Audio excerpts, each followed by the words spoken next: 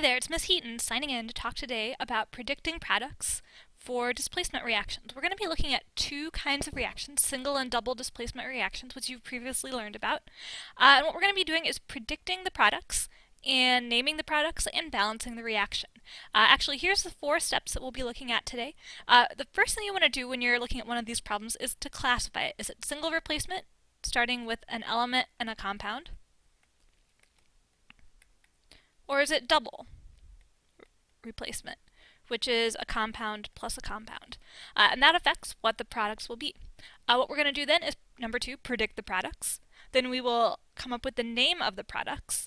So thinking back to our previous unit where we learned how to name ionic and covalent compounds. And then finally, we will balance the reaction. So we're kind of putting together everything that we've learned thus far.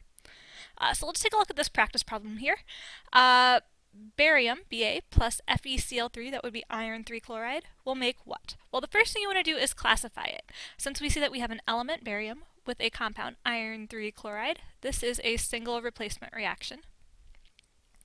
And to predict the products, what we're going to look at is what will be replaced. This is actually probably the trickiest part, but it's not that hard because all you have to do is look at the thing by itself, the element. Since this is a metal, barium is a metal, it's going to replace the metal that's in the compound. So that means that the barium will be with the chlorine at the end and the iron will be by itself.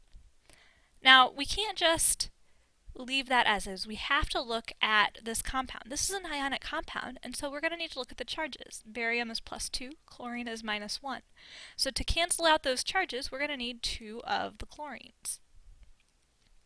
So now we have predicted our products. Another thing you might want to look at is the thing by itself. If it ends up being one of your diatomic elements, HOF, Br, or In, or Cl, then it will need to end with a subscript 2. Otherwise, it will be by itself. Okay, step 3, name the products. This is something I'll ask you to do to review your naming. So BaCl2 would be barium chloride. It's not a transition metal, so it doesn't need a Roman numeral. And then iron by itself is just iron. And any element by itself does not have a charge. Okay, and then last but not least, we will be balancing the reaction. So if we see here, we've got 2 chlorines versus 3 chlorines here. So we'll need a 3 here and a 2 here to have our least common multiple of 6. That gives us 2 irons on the reactant side, so we'll need 2 irons on the product side. It also gives us 3 bariums on the product side, so we'll need 3 on the reactant side. So that would be our balanced chemical equation. Excellent. Let's try another one. I'm going to encourage you to try this one on your own, so hit the pause button, give it a shot, and then tune in as I go through the answer.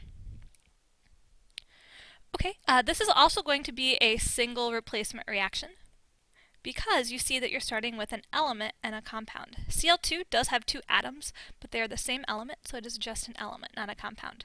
Since this is a nonmetal, it's going to replace the nonmetal in your compound. So that means that the Na and the Cl will be together, and the S will be by itself. Let's look at the charges in our compound. Sodium is +1, chlorine is -1. So we don't need to add multiples of either of those. Those charges are already canceled out. And then look at the sulfur. Is that one of your Hofbrinkels, one of your diatomics? It's not, so we'll just leave that as sulfur. Step 3 is to name the products. NaCl, hopefully you're familiar with that. That is sodium chloride. And S is sulfur. And then to balance the reaction, we need to look at our chlorines. There's 2 on the left, so we'll need 2 on the product side, which gives us 2 sodiums. Oh, we have 2 sodiums on the reactant side, and then our sulfurs have 1 and 1. So this chemical equation would be balanced with 1, 1, 2, 1. Okay, let's try a double replacement reaction. We can tell that this is double replacement because we're starting with 2 compounds, zinc 2 bromide and lithium phosphate. This is double replacement. In these reactions, you could either think of it as the 2 nonmetal things switching places, the 2 negative things switching places, or the 2 positive things switching places. So I like to think of it as the bromine, the negative thing, switching places with the phosphate, the other negative thing. So when we predict our products, that means that the zinc is with the phosphate and the lithium is with the bromine. Then we need to go back and look at our charges. Now, zinc is a transition metal, so it can have a variety of different charges, but whatever it had to start with will be what it has to end with. So if we look at bromine, bromine is a -1 charge, and there's 2 of them. So that means the zinc is a +2 charge. So on the product side, it will also be +2. We know that PO4 phosphate has a -3 charge, so to cancel out those charges, we're going to need 3 zincs and 2 phosphates. Then looking at our lithium and bromine, we know from where the lithium is at on the periodic table, it has a +1 charge, and bromine is a -1 charge. So those actually cancel out. So we won't need multiples of either of those. And then last but not least, we need to, oh, sorry, I almost skipped the step 3, which is to name them. This is zinc. It's a transition metal, so it needs a Roman numeral. Remember that its charge was +2. And then phosphate. And LiBr is lithium bromide. Now, last but not least, we are going to balance this chemical equation. Let's get some of this extra stuff out of the way. Let's see, we've got 3 zincs here, so we'll probably need 3 over here, which gives us 6 bromines, so we'll need 6 bromines, which gives us 6 lithiums, so we'll need 6 lithiums, which gives us 2 phosphates. Oh, and we've got 2 phosphates. So that would be our balanced chemical equation.